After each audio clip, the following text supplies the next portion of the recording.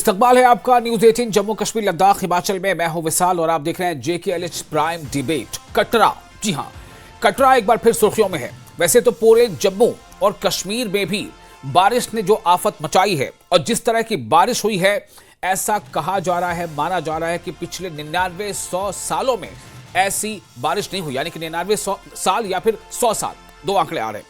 लेकिन इस तबाही के बाद जो हालात बने हैं, खासतौर से कटरा में, जहां माता वैष्णो देवी के दर्शन के बाद जो श्रद्धालु उस ट्रैक पर थे, उनमें जो उस ट्रैक पर जब वो लैंडस्लाइडिंग का शिकार हो गए, और जो आंकड़े अभी आ रहे हैं उसके मुताबिक 34 लोगों की मौत हो चुकी है, इनमें ज्यादातर श्रद्धालु ही थे। तो अब कैसे इन सब लोगों को, सबसे पहले तो जो उसमें जख्मी है उनका इलाज बेहतर होना चाहिए, जिनकी मौत हो गई है इस दुर्घटना की वजह कर उनके जो परिवार वाले, उनके लिए मुआवजे का ऐलान कर दिया गया है। लेकिन अब कहते हैं ना कि सियासत को हर जगह कोई ना कोई रास्ता मिल जाता है, और सियासत जो है इस बार भी अपना चैप्टर पलटना नहीं भूल रही है। इस हादसे पर, यानी कटरा में जो कुछ हुआ, उस पर कुछ सवाल भी उठ रहे हैं, और सवाल उठाने वाले चर्चित चेहरे हैं। सवाल ये उठाए जा रहे हैं कि जब मौसम का अलर्ट था और लगातार मौसम विभाग से इस बात का अंदेशा था, आशंका व्यक्त की जा रही थी कि मौसम खराब हो सकता है, तो आखिर हमने पहले ही कुछ एहतियाती कदम क्यों नहीं उठा लिए? क्या अगर एहतियाती कदम उठा लिए जाते तो जो आंकड़े हैं, मरने वालों की तादाद है, क्या वो कम हो सकती थी? ऐसे कई सवाल हैं, सवाल उठ रहे हैं, तो जाहिर है कि इसका जवाब भी सामने आएगा। तो आज हम इसी पर बातचीत करेंगे कि क्या वाकई कटरा में जो कुछ हुआ, उस हादसे पर भी अब सियासी क्लाउड बर्स्ट हो गया है?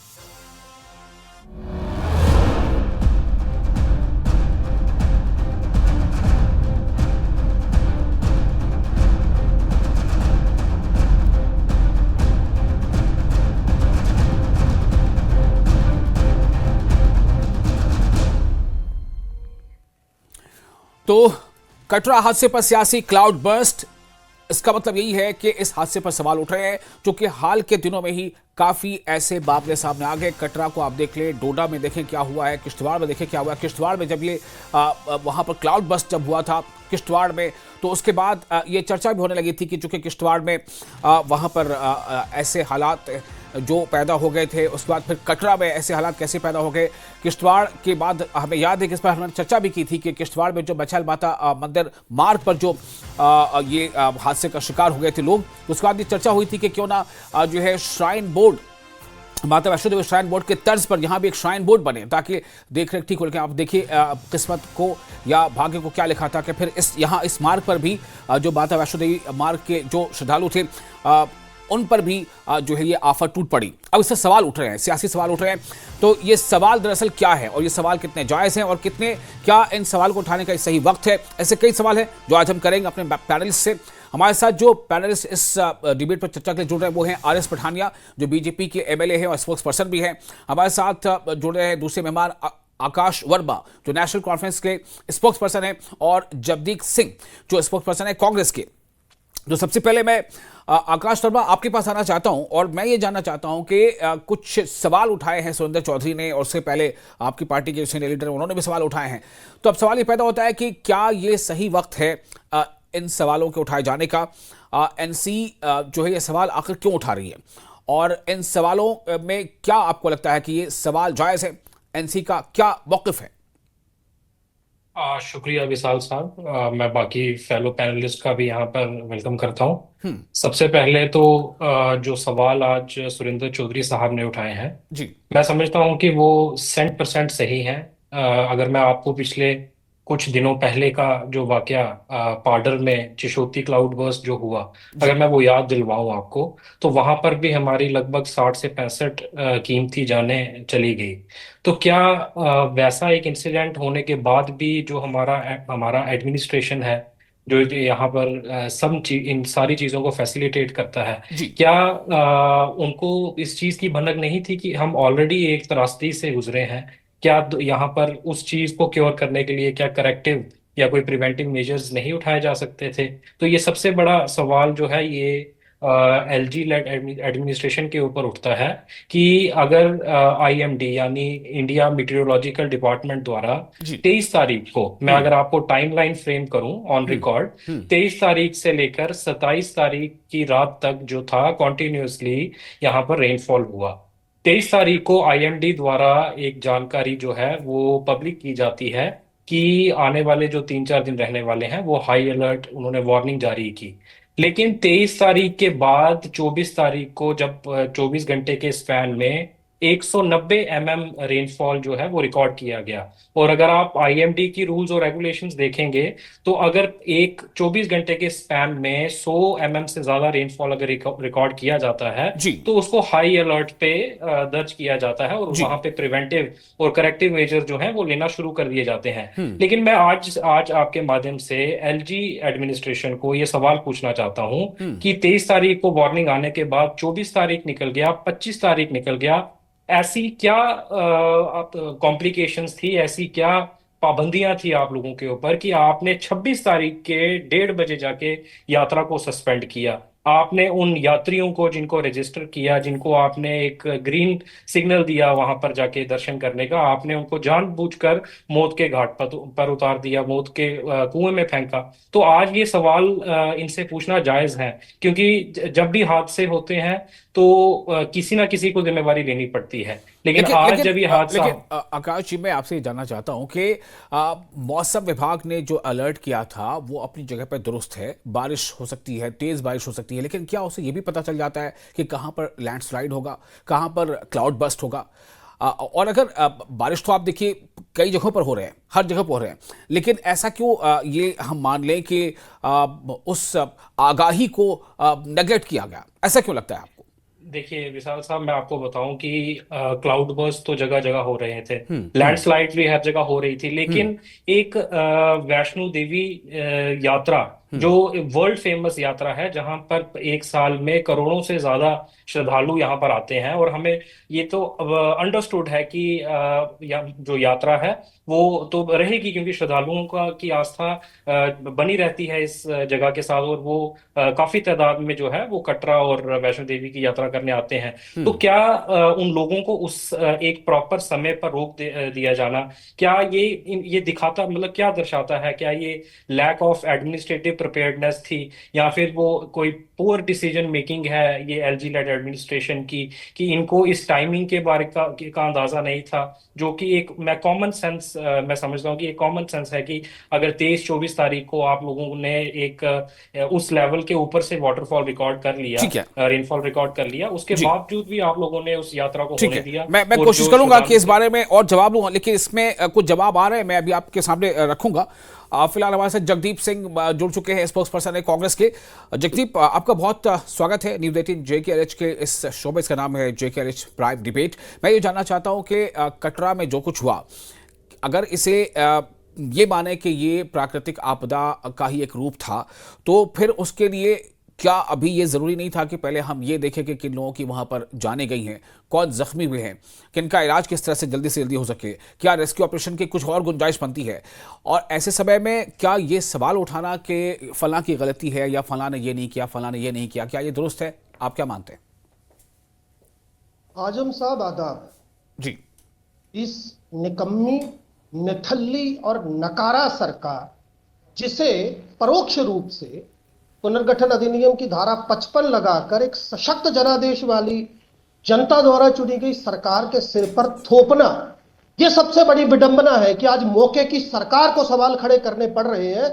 और मनोज सिन्हा का एडमिनिस्ट्रेशन इतना अपंग हो चुका है कि इनके पास ना तो किसी सवाल का कोई वाजिब उत्तर है और ना ही इन्हें इसकी कोई परवाह है। मैं पूछना चाहता हूं, क्या तवक्को करते हैं आप? लेकिन जगदीप जी, एक चीज देखिए, एक चीज यहाँ पर मैं आपसे कहना चाहूंगा। आपने कहा कि इस सरकार को थोपना, ये सरकार अभी तो थोपी नहीं गई ना। आप ही के अगर शब्दों का मैं इस्तेमाल करूं तो ये थोपी तो अभी नहीं गई। ये तो जो चुनाव के बाद जो सरकार बनी है, उस सरकार के बनने से पहले का वो सिस्टम है जो 2019 के बाद जो पुनर्गठन, राज्य पुनर्गठन जो तय हुआ था, उसके बाद की व्यवस्था है। तो उसको अभी हम ये क्यों माने कि सरकार थोपी गई है? या अब अभी तो ये दो जो सिस्टम्स हैं और इस बीच जो अभी ये आपदा का स्वरूप हमें देखने को मिला है, इस पर क्या, जब आप ये सवाल उठाएंगे तो फिर आपसे भी सवाल उठ सकता है कि भाई आपकी सरकार भी क्या कर रही है। बहुत सारे ऐसे डिपार्टमेंट्स हैं, बहुत सारे ऐसे सेक्टर्स हैं जिसकी मिनिस्ट्री जो है आपकी जो कोalition गवर्नमेंट है उसके पास है। आजम साहब, मैं आपसे तवक्को करूंगा कि थोड़ा सा वक्त मुझे दे दे। मैं समझता हूं आपकी मजबूरी, लेकिन बराए मेहरबानी अब जरा मुझे कोई बोलने मजबूरी दीजिए। नहीं है, मैंने सवाल रखा है तो और आपने जवाब के मुझे लिए आपको बोलने मौका दे रहा दीजिए। हूं। सवाल सवाल प्रत्युत्तर में मैं बड़ा साफ बता चुका हूं आपको। मैंने धारा तक गिना दी आपको। क्या है आज लोगों द्वारा चुनी गई सशक्त जनादेश वाली सरकार के हाथ में? और मुझे जरा बताइए, 14 अगस्त को जब चिसली गांव में इतना बड़ा क्लाउड ब्रस्ट हुआ, आपके पास इंफॉर्मेशन था? वेदर रिपोर्ट थी? आपने यात्रा को सस्पेंड नहीं किया। 26 और 27 अगस्त को जब अर्धकुमारी में कि इतना बड़ा हादसा दूसरी मर्तबा हुआ, आप मुझे सीधा एक जवाब दीजिए बिना लाग लपेट के। आप तमाम स्कूल जो है, शैक्षणिक संस्थान है, उनको बंद करवा देते हैं, लेकिन यात्रा बदस्तूर जारी रहती है। फिर जब आपसे पूछा जाता है तो आप एक तरह से निर्लज्जता का वो आवरण ओढ़कर आप पूछने वाले जो जिम्मेदार, आप कह सकते हो, चाहे वो सत्ता पक्ष है चाहे विपक्ष के लोग हैं, उन पर सवाल डालते हैं। और दूसरी बात जरा मुझे आप एक बता दें यहां पे बराए मेहरबानी कि क्यों सवाल ना हो। मैं आपको एक उदाहरण के साथ बताना चाहता हूं, थोड़ा पीछे ले जाता हूं। मैं नाम बता रहा हूं, ये स्वयंभू गुरु था, हाथरस में स्टैम्पीड हुआ था, 121 लोगों की जान चली गई थी। यही सरकार थी ना जिसने एफआईआर में उसका उस तथाकथित गुरु का नाम तक दर्ज नहीं किया था। क्या तवक्को करेंगे इनसे? और मैं आपको यहां पर एक बात और बड़ी स्पष्ट बता दूं जी। जम्मू कश्मीर के ऊपर श्री माता वैष्णो देवी और बाबा भोलेनाथ का वो जो अपार कृपा है, क्योंकि हमारा जो आर्थिक ताना बाना है वो सैलानियों और तीर्थयात्रियों की आमद पर टिका है। आप जाकर देखिए कटरा में। आज इस डिबेट में आने से पहले आजम साहब, I had spoken to different people who are representing from different media organisations, जो इनफैक्ट बड़े फार्मर लोग हैं। तो मुझे बड़ी मतलब मैं कहूंगा कि बड़े अफसोस के साथ कहना पड़ रहा है कि वहां पर हजारों की तादाद में जो तीर्थयात्री हैं उन्होंने आरोप लगाए कि हमें बेसिक एमिनिटीज तक उपलब्ध नहीं है। तो ये इस सरकार का निठल्लापन। और रही बात विभागों की, तो माफ कीजिएगा, होम डिपार्टमेंट की बात हो या परोक्ष रूप से सत्ता पर, मैं फिर से कह रहा हूं, काबिज होने की बात हो, सिन्हा सरकार will have to face this responsibility, and the resigned shrug, rueful grin of this government is not supposed to take any kind of freaking excuse which we are trying to do. This is what I would like to let you know. ठीक है, ठीक है, ये आपका गुस्सा जायज है। गुस्सा अगर इस बात को लेकर के भी है कि चूंकि जो हानि है वो बहुत वो उसकी भरपाई नहीं हो सकती, जो कीमती जाने चले गई है वो जाने वापस नहीं आ सकती। लेकिन ये सवाल उठेंगे इसलिए कि कई बार इस तरह के वहां पर अलर्ट्स जारी किए गए थे और शायद इसी को लेकर के सीएम ने भी कुछ सवाल उठाए थे। अब मैं आपके पास आना चाहता हूँ, हमारे साथ जो साथी हैं आकाश। आकाश, मेरा सवाल यही होगा कि यहाँ पर अभी इस वक्त जिम्मेदारी क्या है? ठीक है कि ये कुछ हुआ, आप जो सवाल उठाते हैं सवालों को जगह मिलनी चाहिए। मेरा सवाल ये भी है कि लेकिन यहाँ पर हमें अभी और करना क्या चाहिए? क्या यहाँ पर हमें मिलजुल करके, इकट्ठे होकर के, एक जॉइंट एफर्ट के साथ और तेजी से कदम अभी थोड़ा बढ़ा करके, ताकि जो लोग जख्मी हुए हैं उनका इलाज प्रॉपर हो जाए, उसमें कहीं कोई कमी तो नहीं रह जा रही है? जो कुछ अगर कुछ ऐसी आशंका बच रही है, कोई डेड बॉडीज वहां आस अभी शायद हो सकते हैं स्थल पर हो, उनके लिए काम किया जाए। क्या ये अभी जरूरी नहीं है? देखिए विशाल साहब, आपने इससे कुछ देर पहले आपने एक बात की कि कौन कौन से डिपार्टमेंट्स जो हैं वो सरकार के पास है। मैं सबसे पहले तो आपके माध्यम से ये स्पष्ट कर देना चाहता हूँ कि ये जो यात्रा और ये जो श्राइन बोर्ड है, इसके जो चेयरपर्सन है ऑनरेबल लेफ्टिनेंट गवर्नर साहब, और इनके अंडर जो सीईओज हैं और जो पूरी एंटायर बॉडी है, इसको जो कंट्रोल है वो डायरेक्टली एलजी साहब करते हैं। और जहां तक जम्मू कश्मीर रीऑर्गेनाइजेशन एक्ट के तहत जो एडमिनिस्ट्रेटिव पावर्स या होम डिपार्टमेंट की पावर्स या लॉ एंड ऑर्डर जो भी है वो एलजी साहब के पास है। तो जहां तक यहाँ की चुनी हुई सरकार के पास है, अब ये हादसा तो हो चुका है, लेकिन यहाँ पर आप देखेंगे कि जो हमारी हेल्थ मिनिस्टर हैं उन्होंने फुली तौर पर ये ऑर्डर निकाला है कि ये जहां जहां पर भी ये घटनाएं हुई हैं हम इमीडिएटली वहां जाएंगे, इन जगहों को मॉनिटर करेंगे। जहां तक रिलीफ की बात है, वहां पर ऑनरेबल चीफ मिनिस्टर साहब ने 6 लाख रुपए SDRF प्लस CM फंड से जो है उसका भी वहां पर ऐलान किया है। जी। और यहाँ से मैं कुछ दिन पहले अगर आपको चिशोती जो यहाँ पर वाकया हादसा हुआ था उसमें भी मैं अगर आपको बताऊं तो वहां पर भी क्लाउड बस्ट होने के इमीडिएटली अगले ही दिन जो ऑनरेबल चीफ ठीक है, मिनिस्टर साहब हैं वो मौके पर गए बिल्कुल। और अब उन्होंने आप लोग वहां पर भी जो जाके सवाल उसकी उठा रहे जायजा थे, लिया। एक और पक्ष हमारे साथ अभी शामिल हो गए, आरिस पठानी हमारे साथ जुड़ चुके हैं, बीजेपी के MLA हैं, स्पोक्स पर्सन भी हैं।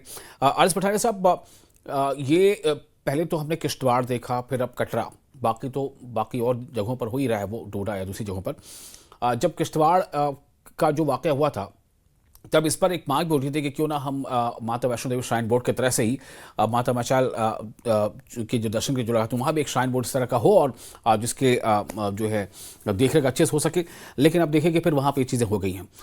जो नेशनल कॉन्फ्रेंस के नेता है वो सवाल उठा रहे हैं, वो कह रहे हैं कि कहीं ना कहीं इस पर लापरवाही बरती गई है, जबकि मौसम विभाग ने हमें पहले अलर्ट कर दिया था। पठान साहब, मैं चाहता हूँ कि आप इस बारे में अपनी राय रखें। जी वैशाल साहब, मैं थोड़ा लेट से जुड़ा। मैं जिस क्षेत्र में हूँ वहाँ थोड़ा सिग्नल की थोड़ी प्रॉब्लम है। अपनी विधानसभा क्षेत्र में जहाँ से विधायक हूँ वहाँ पे थोड़ा लैंडस्लाइड, भूस्खलन और रेन और फ्लैश फ्लड्स की वजह से नुकसान को थोड़ा मैं ज्यादा ले रहा हूँ। डायरेक्टली आपके विषय को मैंने सुना और समझा है, मैं जरा स्पष्ट इसको बता दूं कि ये एक आपदा है, दिस इज ए कैलेमिटी। और इस कैलेमिटी पे हम कम से कम तू मैं हम ब्लेम गेम से निकल के हम जम्मू कश्मीर की कैपेसिटी, उसकी क्षमता इस तरीके से बढ़ाएं। देखें, पहली बात, ऐसी बारिश पिछले 100 वर्ष में कभी हुई नहीं, पॉइंट 1। पॉइंट 2, जम्मू कश्मीर ने as a matter of policy अपने फ्लड मैनेजमेंट, फ्लड वार्निंग्स और रेन्स का इस तरीके के एंटीसिपेटेड क्लैश में कभी इतना को कॉम्प्रिहेंसिव प्लान हम नहीं बना पाए। इट इज एन इंस्टीट्यूशनल और सिस्टमिक एक कहीं ना कहीं अगर मैं बोलूंगा चूक, अगर जो मिसगिविंग कहीं रही है तो इस पे हम लोग सभी बैठे हैं, हम इस पे छीटाकशी ना करें। We should create our capacity, we should create our capability, we should upgrade our capacity and capability. और इस ब्लेम गेम में ना फंस के सबसे पहले तो इस त्रासदी में जिन लोगों ने अपनी जानें गंवाई हैं, पहले चिशोती और फिर माँ वैष्णो देवी के पवित्र दरबार में, उनको सांत्वना, उनको सद्भावना पेश करें। दूसरा, ये ऐसा एक इंपॉर्टेंट श्राइन है जो पूरे जम्मू कश्मीर में टूरिज्म का फोकस है। लोग प्लान करते हैं कि वैष्णो देवी दर्शन करेंगे, उसके बाद पहलगाम जाएंगे, गुलमर्ग जाएंगे, फलानी जगह जाएंगे, ऐसा करेंगे, वैसा करेंगे। हर साल मोर देन 2 करोड़ के पास टूरिस्ट यहाँ पे आ रहा है और जो जम्मू कश्मीर के अपने आप में एक टूरिज्म की एक बैकबोन को सस्टेन कर रहा है। तो यह बहुत एक सेंसिटिव विषय है। सिवाय इसके पहले भी जब भगदड़ हुई, अब RIFD कार्ड के माध्यम से उसने वैष्णो देवी श्राइन बोर्ड ने उसमें इंप्रूवमेंट की है। तो यहाँ पे भी मेरा विनम्र निवेदन है, ठीक है भावनाएं हैं, अब कटरा में भी कुछ लोग शायद प्रदर्शन कर रहे हैं, ठीक है, मुख्यमंत्री जी ने भी एक अपनी ओर से विरोधाभास जताया, वो एक बात है। लेकिन मेरा मानना है, I am of the considered view, कि हम सभी को एक मंच पे, एक पटल पे, एक स्वर में, एक आवाज में हम सबको इकट्ठा होकर चलना है। मैंने कहा कि जम्मू कश्मीर की कैपेसिटी और कैपेबिलिटी पार्टी पॉलिटिक्स से ऊपर होकर हमें अपग्रेड करनी है। और ऐसे सानिया, ऐसे इंसिडेंट, ऐसे हादसे आने वाले वक्त हम रोक कैसे सकते हैं? हम इसमें अपनी, मैंने कहा कि कैपेसिटी कैपेबिलिटी कैसे बढ़ा पाए, इसका वार्निंग कैसे आ पाए, हम ग्लोबल वार्मिंग कैसे ठीक कर पाए, हम डेवलपमेंट विद ए ह्यूमन और उसके साथ साथ नेचुरल टच के साथ कैसे बढ़ पाए, एक वैलिड विषय है। मुझे कोई आप जैसा मित्र सुबह बात कर रहे थे कटरा में प्रोटेस्ट हो रहे हैं, मैंने कहा चलो प्रोटेस्ट करें, डेमोक्रेसी हर एक का राइट है। लेकिन एक पॉइंट तो ठीक कह रहे हैं कि अब त्रिकुटा हिल्स को हम कितना डेवलप कर करके उसकी नेचुरल इकोलॉजी को खराब करेंगे तो कहीं ना कहीं फिर नेचर जो है, कुदरत है, अपना रंग रूप तो दिखाएगी। कुछ सवाल यहाँ पर हमारे कांग्रेस के साथी भी उठा रहे थे, आकाश वर्मा भी मौजूद है, वो भी उठा रहे थे। मैं चाहूंगा कि जगजीत जी, क्या आपको जवाब मिल गया? वसाल साहब, एक्चुअली पठानिया साहब की वाकपुटता का जो है मैं कायल हूँ। विधायक है, व्यस्त है, थोड़ा लेट जुड़े हैं। एनी हाउ, जिस तरीके से, जिस साफगोई के साथ इन्होंने उन तमाम सुलगते हुए ज्वलन सवालों से किनारा किया है, वो साफ साफ दिखाता है कि प्रवचन बहुत बढ़िया देते हैं, अक्सर देते हैं। मुझे ये बता दे, जो मैंने पहले सवाल पूछा मैं फिर से पूछ रहा हूं, कि जब आपके पास मौसम विभाग से बड़ी स्पष्ट 2 टूक चेतावनी थी कि क्लाउड ब्रस्ट हो सकता है, किसी भी तरीके की वैसी प्राकृतिक आपदा जो कि संभावित थी हो सकता है, बावजूद उसके आपने यात्रा को चलते रहने दिया। दूसरी बात, मैं इनकी मजबूरी समझता हूं। दरअसल क्या है कि भाजपा के किसी नेता वो भले ही किसी भी राजनीतिक कद का हो, उसकी मजाल नहीं है कि वो मनोज सिन्हा साहब के खिलाफ जाए, उनकी कार्यकुशलता के ऊपर सवाल खड़ा करे। लेकिन मैं बता दूं आपको, ये वही व्यक्ति हैं, जब लोकसभा चुनाव था तो 3 मर्तबा उठ के चले गए थे अपने गृह प्रदेश में, जम्मू कश्मीर को छोड़कर, यहाँ की अपनी जिम्मेदारियों से किनारा करके। तो इनसे कोई बहुत ज्यादा तवक्को है भी नहीं। अब सवाल ये है, जैसे नेका के प्रवक्ता ने बड़ा स्पष्ट कर दिया, जब श्राइन बोर्ड के being a chairman of the shrine board, is it not the extreme responsibility of the person who is heading this particular designation? And this sheer kind of negligence at the part of Sinha government, should it not be taken so seriously? We had lost many precious lives, and now we are just listening these freaking excuses continuously. I mean, without any breach of continuity. What the heck we will get out of it? ठीक है आकाश बाकी अगर आप ये कह रहे हैं, जी, 1 minute और लूंगा, हाँ, अगर हाँ, आप ये कह रहे हैं कि ये वक्त नहीं है इस तरह तरीके की छींटाकशी करने का, मेरा सीधा एक ही आपसे प्रश्न है। करीब 125 बेशकीमती जानें चली गई, आपने स्कूल बंद करवा दिए लेकिन यात्रा चलती रही। इस पर आप जवाब नहीं देंगे? ठीक है, सिर्फ कहानियां नहीं, जवाब दे रहे वो पठानिया जी यहाँ पे मौजूद है, उनके पास मैं फिर से जाऊंगा। आकाश जी, पठानिया साहब मौजूद है हमारे पास, कोई सवाल आपका हो तो बताएं, समय कब है? छोटी बात। देखिए, पठानिया साहब ने थोड़ा लेट ज्वाइन किया। मैं वही सवाल दोबारा से एक बार पूछना चाहता हूं कि जैसे पठानिया साहब ने अभी टूरिस्ट इंटेंसिटी की बात की कि यहाँ पर सालाना 2 करोड़ से ज्यादा टूरिस्ट आते हैं, आप उस जगह की सेंसिटिविटी को जानने के बाद भी अगर 23 तारीख को IMD यानी इंडिया मीटरोलॉजिकल डिपार्टमेंट ने आपको रेड अलर्ट कर दिया था कि यहाँ पर जो है त्रासदी हो सकती है, यहाँ पर फ्लैश फ्लड्स या लैंडस्लाइड आ सकते हैं, तो 23 तारीख को वार्निंग आने के बाद 24 तारीख को 190 mm से ज्यादा रेनफॉल रिकॉर्ड किया गया। तब भी इस एडमिनिस्ट्रेटिव सेटअप की आंख नहीं खुली। 24 तारीख को लगातार बारिश के बाद, ठीक है पठानिया जी, सवाल एक यही था जो मैं आपके पास थ्रू कर रहा हूं जी। मेरी बात खत्म होने दीजिए प्लीज। 26 तारीख को आपका सवाल मेरे पास, मैंने सुन लिया था ना, मैंने आपका सवाल सुन लिया था ना, अब लेट हिम स्पीक बिकॉज़ अब वक्त ज्यादा बचा नहीं, वो उनको लेट हो गया। 26 तारीख को 1:30 बजे की यात्रा बंद की गई, जबकि 23 तारीख से वार्निंग की गई। ठीक है पठानिया साहब, सवाल मोटे तौर पर यही है कि यात्रा रोकी क्यों नहीं गई, सवाल ये है बस। जी, मैंने विनम्र निवेदन किया कि हमें कुछ विषयों को, कुछ मुद्दों को, कुछ मौजू को हमें पार्टी पॉलिटिक्स से ऊपर उठ के हमें बात करनी पड़ेगी। मैंने एक नया सब्जेक्ट इंट्रोड्यूस किया, development with humanity natural touch. लेकिन अगर ब्लेम गेम की बात है, मैं why can't I protect question Congress गठबंधन? अरे भाई, रिलीफ रेवेन्यू तो आपके पास है, आपने यात्रा अगर आपके पास, वो ठीक है, हमारे पास वार्निंग थी, मान लेते हैं एक बात में कि श्राइन बोर्ड ने नहीं सुनी, वो गवर्नर महोदय के अधीन चलता है। मैं आपसे पूछना चाहूंगा कि आपका क्या एडमिनिस्ट्रेटिव सेटअप आपका है, आपने वो यात्रा अलाउ क्यों की जम्मू से या कटरा से ऊपर जाने के लिए?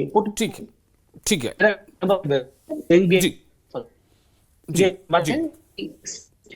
हम अपनी कैपेसिटी का बिल्ड अपग्रेड करें, आने वाले दिनों में आगे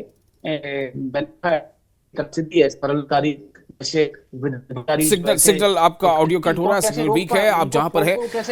देखिए देखिए अशोक, आकाश जी, जवाब सुन लिया ना आपने, बिल्कुल आकाश जी, क्यों नहीं रुकी? जगदीप जी, सवाल जग जाहिर है, जवाब कितना मिला कितना नहीं मिला हमारे दर्शक भी समझ रहे, और चूंकि हमारे पास वक्त अब बचा नहीं है और पठानिया जी जहां पे उनका सिग्नल थोड़ा वीक है, इसलिए आवाज बहुत साफ आ भी नहीं पा रही है, जवाब नहीं है इनके पास। मैं आप तमाम लोगों का बहुत शुक्रिया अदा करता हूं, आपने अपना वक्त दिया और इस बहुत ही हसास मौजू पर अपनी बात रखी। बस कोशिश ये थी कि फिर कहीं ऐसा मौका ना आए कि ये हमें सोचना पड़े कि क्या हम कुछ कदम पहले से उठा सकते थे। शुक्रिया।